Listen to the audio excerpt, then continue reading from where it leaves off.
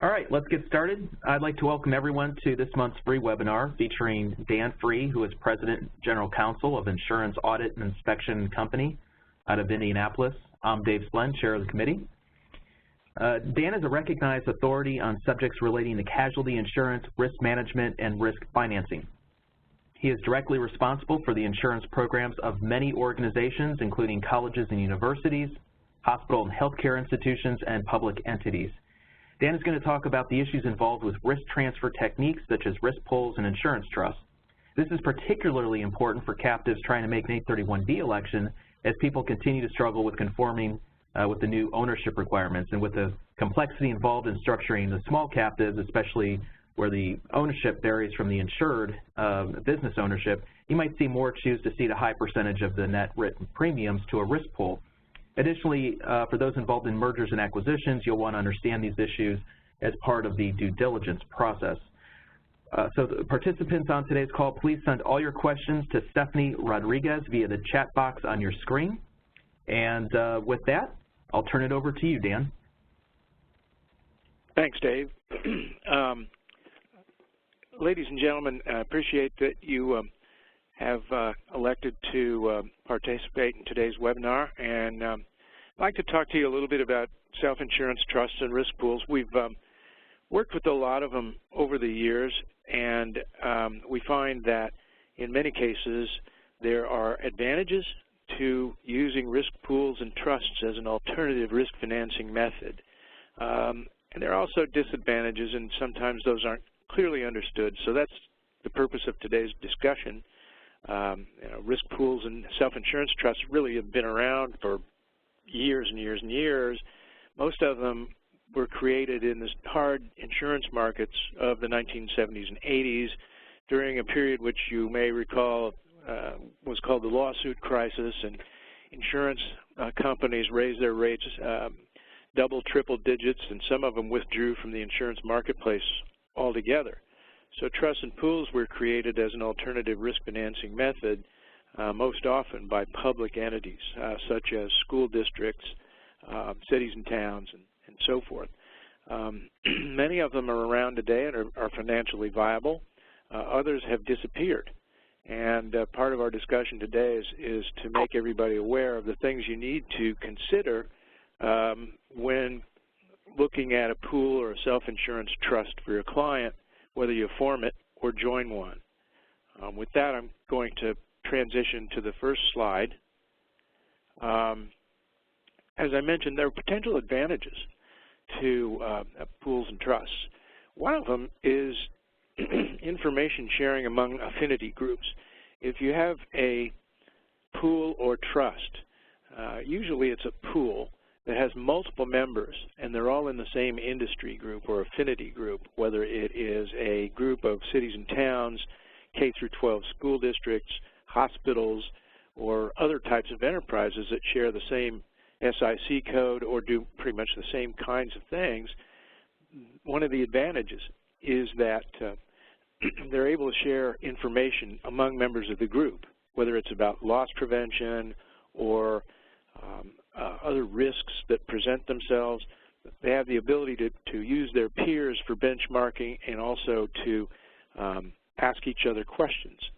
So that can be an advantage as opposed to working with a commercial insurance company where the insurance company is not really obliged to tell you what its other policyholders in your industry are doing. Sometimes they volunteer that information, other times not.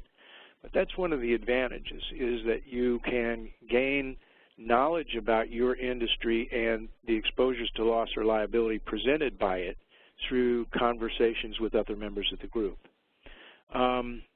Participants also can pay greater attention to risk management and loss control because they're often engaged in the same types of activities, and whether it's workers' comp or liability, they have the ability to confer with each other, share loss information, discuss how loss prevention techniques can be implemented, and do other things to reduce the risk, which in turn can lead to a greater level of viability for the pool or the trust. outside services typically provided by an insurance company can also be improved with the use of a pool or trust, because if you're not using an insurance sales organization to manage everything on a turnkey basis, you can select the firms you want. You can pick your own third-party administrator, pick your own actuaries, pick your own claims administration firms, loss control experts, and so on. You can sometimes negotiate pretty good fees, a fee structure with them if you have more than one participant, because they're going to get really essentially volume. So where we've done that with some of our clients, they've actually gotten better loss control, reduced losses, and contributed much more to the surplus and capital of the enterprise. From some commercial insurers, you really don't know much about the services that their people are going to provide. For example, claims. There is high turnover among adjusters. Often they are given a myriad files to work on, and they're overwhelmed and often underpaid. The same goes for some of the other employees of insurance companies that do the thankless things, like loss control. It's a very important function, but not always the most sought-after position in the company, so people come and go with relative frequency, and their entry and exit is easy. A lot of times you'll get an adjuster from an insurance company who's a very recent hire and really doesn't know a lot about how to adjust a claim, particularly one that has potential severity. So you have the ability to control that aspect of the backroom kind of work that has to go along with any sort of risk financing enterprise. Another advantage is that there is possible cost stability in periods where there are volatile insurance market swings. For example, in the 70s and 80s, as I mentioned, there were triple-digit premium increases among the commercial market participants, which in turn forced some of them out. And for certain enterprises, there was no way to buy any insurance because it simply was unaffordable, unattainable for them. So that's another reason the pools came about. But for the ones that are viable and have been in business for a long time and are well managed, if we have market swings where we have double-digit premium increases, there's some insulation, particularly if the pool or the trust bears some of its own risk, because reinsurance will drive the pricing, but not to the extent that a retail insurance company would. So there's a possibility of saving premium in those situations. And finally, another advantage that we hear about quite a bit is good loss experience. If the group manages risk properly and they take it seriously, there can be enough accumulation of membership fees or premiums, however they're couched in terms of what they're called. The good loss experience of the group can lead to premium credits and sometimes dividends, depending on the structure of the enterprise. So there can be some advantage in that, not on the front end, but at the back end, 5 or 6 years into the operation of the pool or trust, if loss experience is good, some of the members may get back some money in term, and it usually isn't a dividend. Most of the time it's a premium credit. Sometimes, and we have several clients that have actual premium return to them in the form of, called a risk management debit or risk management credit, depending on what happens. But those can amount to several $1,000s over years, and a lot of times it depends on how long your client's been in the pool, loss experience within the pool, and their relative contribution to the pool vis-a-vis all the other members.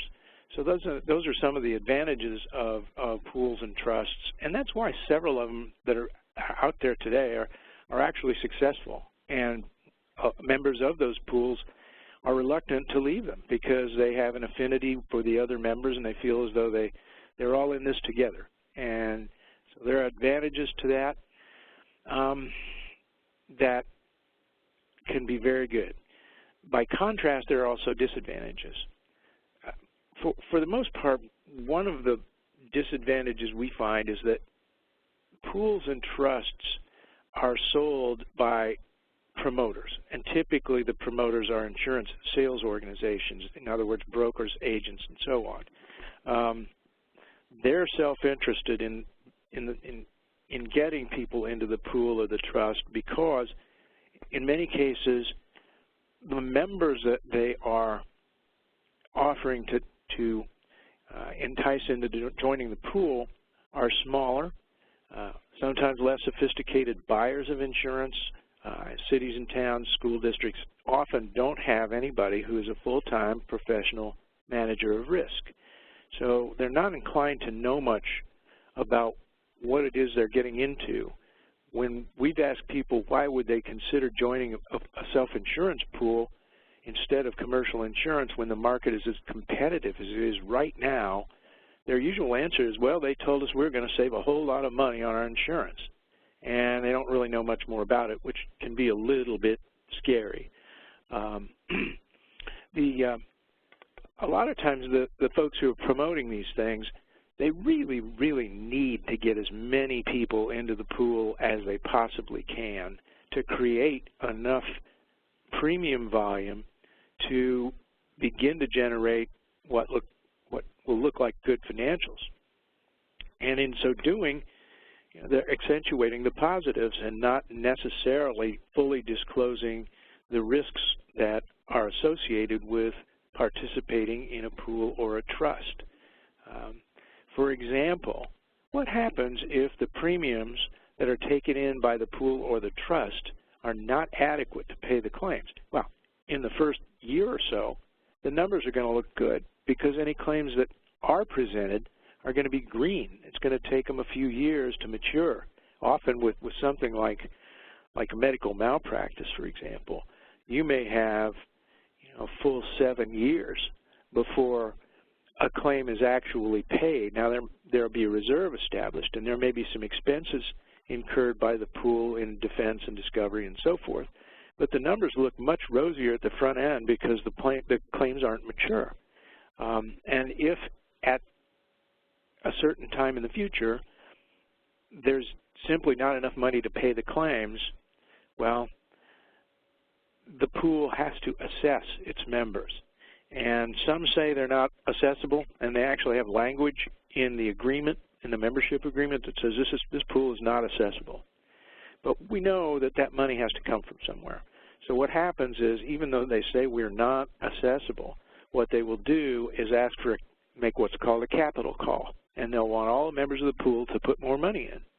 Those of you who are familiar with the demise of the Virginia Insurance Reciprocal probably 10 years ago know that the TVIR made 2 capital calls. The first one enticed a lot of its members to contribute additional capital. After the first one, when losses continued to materialize and be greater than anything they could possibly take in terms of capital, they made a second capital call, and very few members contributed, which ultimately led to its insolvency. So accessibility is a downside, and many of the trusts and pools that we've been associated with over the years, our clients were members of, were assessed, and it happens even now. As a matter of fact, there have been a couple of assessments made on a workers' comp pool in a state that we operate in fairly frequently. So when you have assessments, the first one will be for a period of time, but there can be multiple assessments, including assessments for each year your client was in the pool, even after the client exits the pool. Let's say your client gets spooked by the financials, if they know what they are, and they decide to go back to the commercial market. Well, when that happens, they can still be assessed, even though they're no longer a pool member. The pool has the ability to reach back to the time when your client was a member of the pool and can assess multiple times for the same year. And they don't close those assessments out until all claims from all members are paid. So the assessments can go on several times and several years. And the assessments that most of our policyholders who are members of pools that have been assessed have no idea that the assessment's coming, and it can be several $1,000s, and it can happen over and over again, and they don't budget for things like that. And if they're squeezed anyway, which is the reason some of them get into the pool because they think they're going to save money, well, those are unbudgeted assessments that have to come from somewhere, and that's something that makes people very, very unhappy. So whether it's a capital call or an assessment, you're exposed to it even if you're no longer in the pool. Another feature that we consider to be a disadvantage is the mandatory participation. Mandatory participation means when you're asked to become a member of a pool, they want this to be a long-term relationship. So they will usually ask or get you to agree to at least 5 years of remaining in the pool, irrespective of alternatives or market conditions. So a multi-year commitment is used as a way of getting more money, being able to anticipate the incoming premium, and holding people in even if loss experience isn't what it was anticipated to be. If you try to get out of the pool because there are better alternatives, such as commercial insurance, usually any potential dividends are forfeited. In other words, if you get out and the pool actually does do okay, the promise that was made to your client about how much money they were going to save and how they were going to get dividends, distributions, premium credits, what have you, those go away. So whatever the anticipated savings of being in a pool long term that are imputed to it, those are forfeited. Finally, if there is a capital contribution and you get out, because of the way the losses mature over a period of years, it may take a long time to get any return of your capital contribution, if at all. If the pool or trust becomes insolvent, that goes away. Another feature that we find to be a disadvantage, especially to people who are maybe a little less sophisticated about risk financing, is there really isn't much regulatory oversight. Now, this varies by state, but for the most part, pools and trusts are not considered insurance. So they're not subject to the regulatory authorities of the departments of insurance of the states in which they operate. And that can be problematic because typically if a state department of insurance finds that an insurance company is in financial trouble, they have the ability to regulate how much business they underwrite, and they can put them on a watch list. They can enter into an oversight arrangement and do other things that can help at least make the policyholder aware of what's going on in terms of the financial stability of the insurance company. You don't have that with pools and trusts. And so if your client is a buyer who doesn't have the ability to get financial statements from the pool or the trust, probably the best thing that they could do is get on the board, because that way they're going to know. Otherwise, there's no guarantee that anybody's going to get any records, especially if times aren't going well. There's also no state guarantee fund recovery available post-insolvency. If you have an insurance company go insolvent and you're among an asset class that is small enough, most states have an insurance guarantee fund that will pay the claims of the insolvent insurer. The guarantee fund is funded by premiums from insurance companies underwriting business in that particular state. But since pools and trusts aren't considered insurance, you don't have any option. You can't recover any money from a guarantee association. Again, there may be states where that's possible. We don't know all of the regulations in all 50 states. But it's an important thing to remember, because that's your last hope if you have an insolvent insurance company, but certainly doesn't work with pools and trusts. I mentioned this just briefly earlier. With some pools and trusts, there is a remarkable lack of financial transparency. Some of them don't even provide financials. Others, you have to really, for want of a better expression, shake them down to get the information. And this can be a big problem because if there are delays or disclosure in the financials, that often tells you things aren't going well. That's a red flag.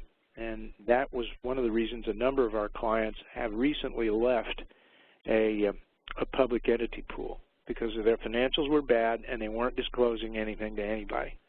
And under the agreements, the membership agreements, many times you're not entitled to that information, which is startling to us, given the fact that you can go on the AM Best website and look up the AM Best financial stability and claims paying ability of any insurance company that's writing business in your state, and mostly nationally as well. So what happens when things go bad? Well, the good risks leave. When the premiums go up because the losses are higher than what was anticipated, the operators of the pool or the trust have to increase the premiums. And if the premiums go up high enough, sooner or later the policyholder is going to look to commercial insurance as an alternative, and they're going to get out of the pool or trust. Well, who remains when the good risks go? It's the risks that can't buy insurance at a lower cost than the pool because they have bad loss experience, and the commercial market shies away from them or charges them a premium that's commensurate with what they think the risk ought to be. So you have adverse selection, you have the good risks leave, the bad risks stay in, they continue to have bad loss experience, and that drives the financial stability of the enterprise down, whether it's a pool or a trust. And related to that is loss sharing. And the idea of a pool is we're all going to put our money in, and when one of us has a loss, we all pay for it.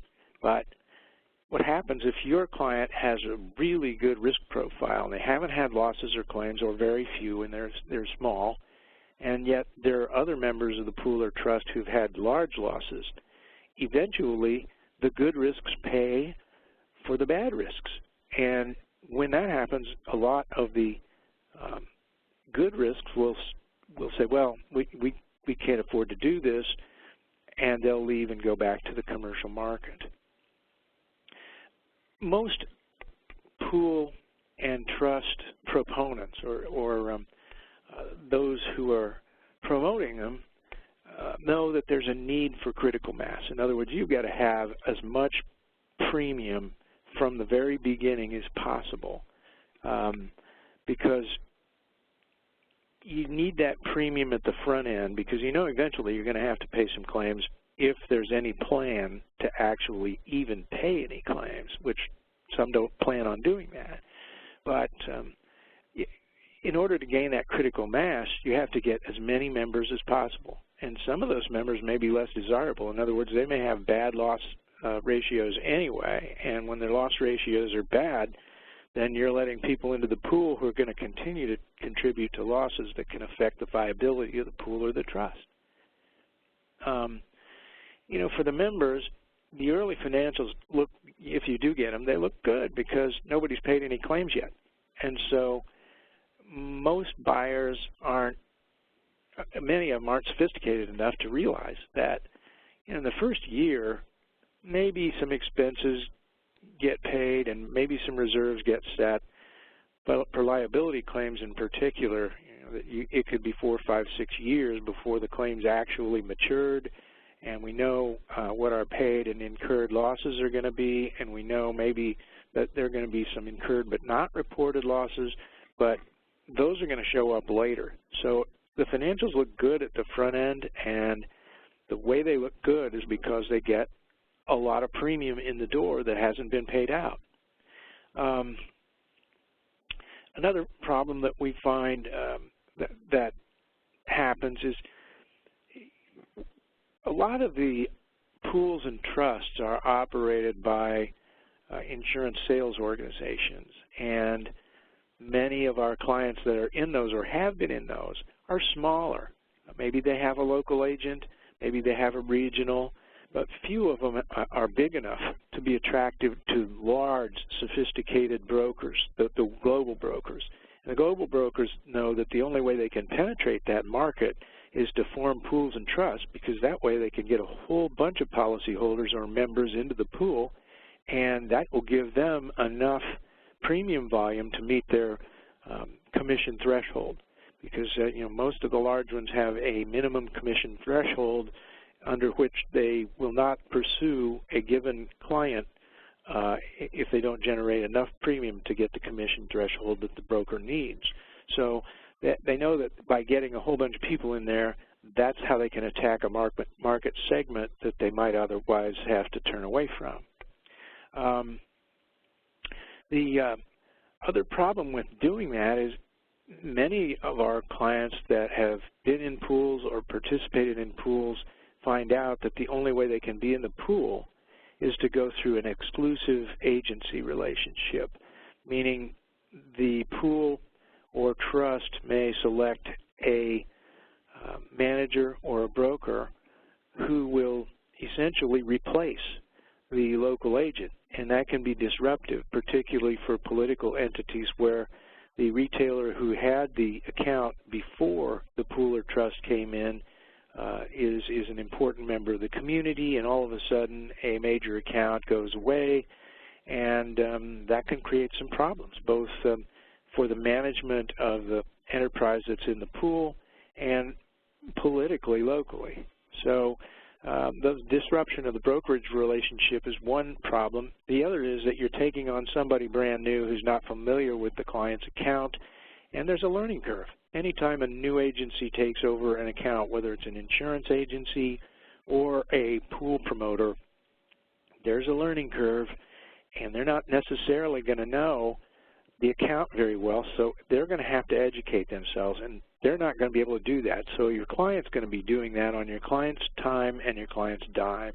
So there's a disruption in that relationship that adds administrative burden to the participant in the pool, and that's, to be fair, that's true of changing agencies even with if you're in the commercial insurance market, but it still is a factor.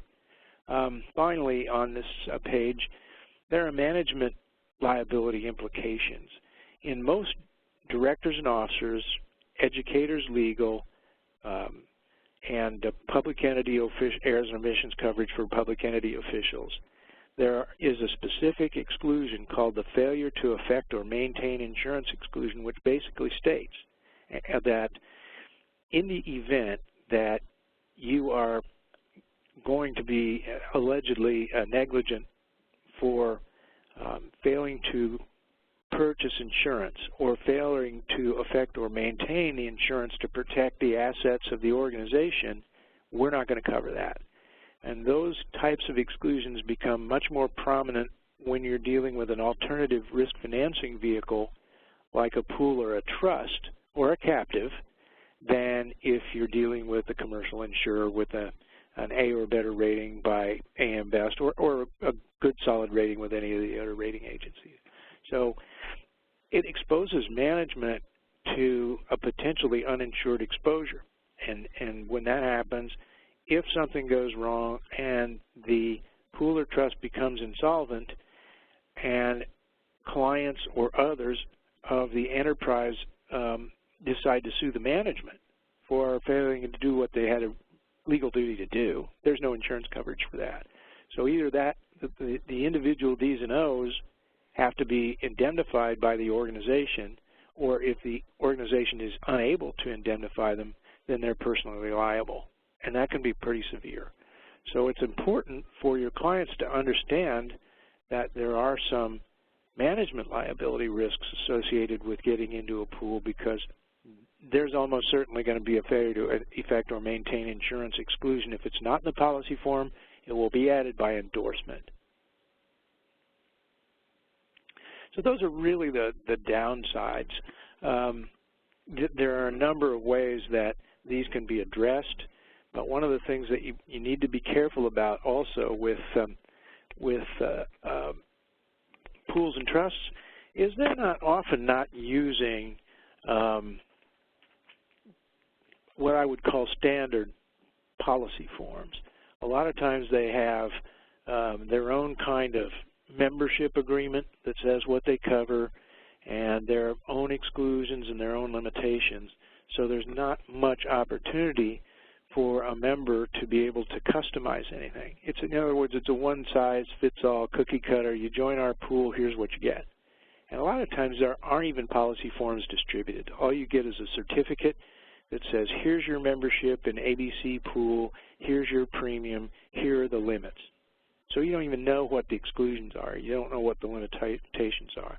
It's an oversimplification, but again, many buyers are more concerned about saving money on their insurance than they are about what it actually covers, which can be a very, very big mistake. Those are really the major advantages and disadvantages. And so I think, that there are good pools out there, and there are ones that I wouldn't recommend that any client get into, but I think it takes an individual examination of each one. And as Dave mentioned, and this is an important consideration, if you're engaged in doing the due diligence work for mergers and acquisitions, and you have a target candidate that your client wants to buy, you better look into where they bought their insurance, because you can have some big problems if your client had an insolvent insurer even 5 or 6 years ago, that there are still open claims, and those aren't going to be paid by a guarantee association, perhaps because the acquisition candidate is too big in assets to be able to take advantage of a guarantee association, or if it's a pool or trust, again, the pool or trust may have the ability to assess the acquisition candidate after it's been acquired. So that can be a liability exposure that you need to be aware of. And the same goes for insurance companies. We've had many times where we've assisted clients in making mergers and acquisitions where we've looked into the background and discovered that maybe the actual insurance company was solvent, but this particular acquisition candidate had a bad claims year and exhausted its limits.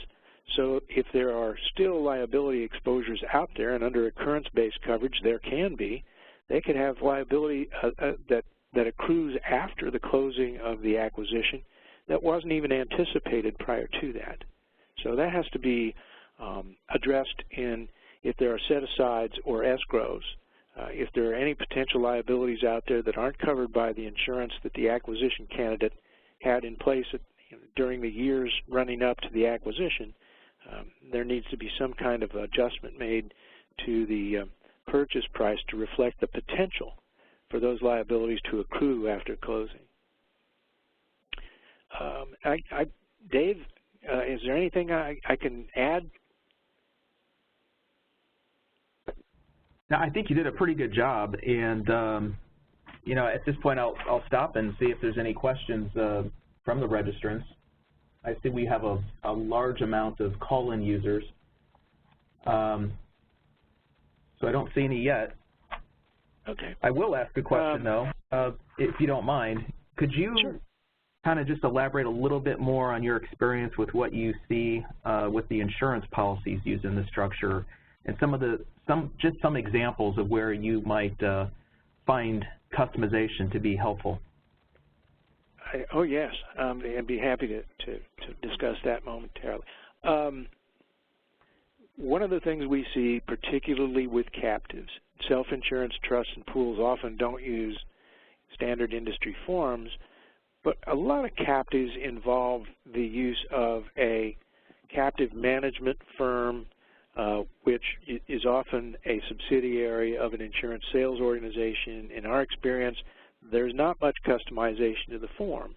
But if it's your own insurance company, if it's a single owner captive, let's say, then you have the ability, subject to reinsurance restrictions, to develop your own policy forms and cover things that you think ought to be covered. And you don't necessarily have to use an insurance services office or ISO standard policy form. You can develop your own language, assuming it satisfies the reinsurers, and you can take out some of the restrictive language that insurance policies may have.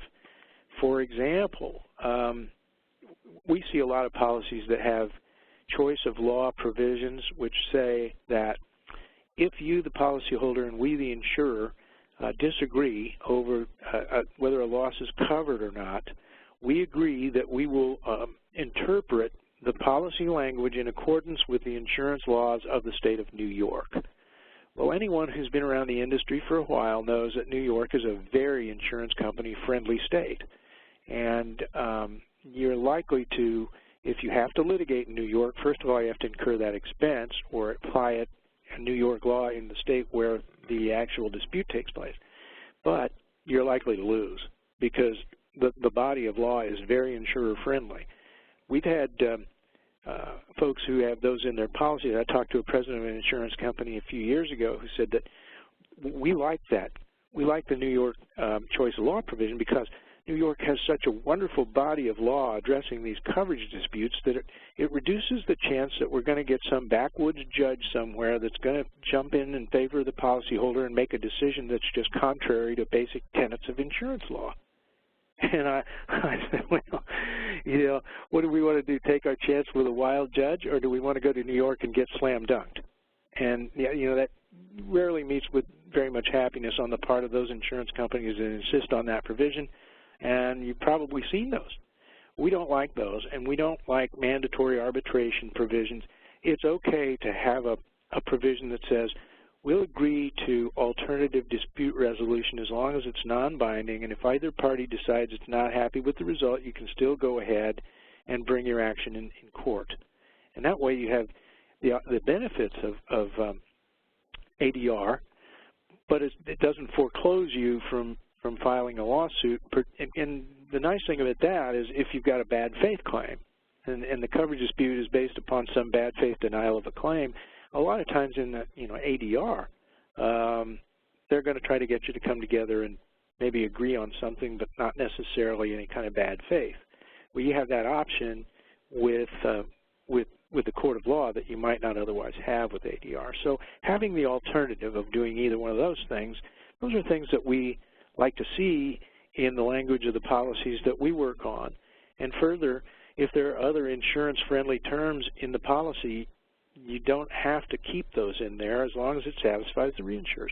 What we see a lot of is insurance organizations that help put together captives, pools, and trusts, where they just take an ISO form, slap a few terms and conditions on it, and call it a day. And they're not really doing their homework. And I've had clients that got mad at the captive promoters for that very reason. I said, well, why do you have this in here? Why do you know? Because they said that it needs to be there. I said, no, it doesn't. And so you have to really look carefully at the language of the policy and manuscript it to fit your client's particular risks. And if you're not, ABA members are lawyers, but we always say to our clients, look, here's language we recommend, but we're not law practitioners, we're insurance advisors.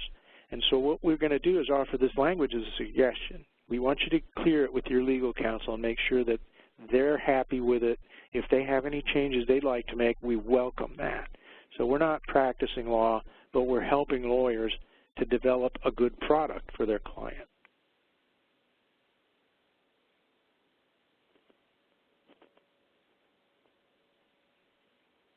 Okay. Stephanie, do we have any questions in queue? No, Dave, I haven't received any. Well, I'm welcome to answer. I think my email address is on there, and anybody that has any questions post-webinar, feel free to email me, and I will be glad to answer them. And the same goes for Dave. If you have any questions for Dave, by all means, get in touch with us. I'd like to, first I want to thank you, Dan, for your time and expertise. It was very, very helpful. I will remind registrants on today's call, the Business Law Section's annual meeting is in Boston, September 8th through 10th. Early bird registration ends July 15th, and that's at the Boston Marriott Copley Place. Also a reminder, a recording of today's webinar will be available in our resource bank on our committee website. So all of those resources are free to committee members. If you'd like to access our resource bank, simply join our committee to gain unlimited access. You do see Dan's contact information there on the screen right now. If you have questions, you feel free to contact him. Again, I want to thank you, Dan, for sharing your time and expertise. And for registrants, check our website for upcoming events, get on our listserv, and enjoy the rest of your week. Thank you, Dave, and thanks to everybody that joined us today. Thank you.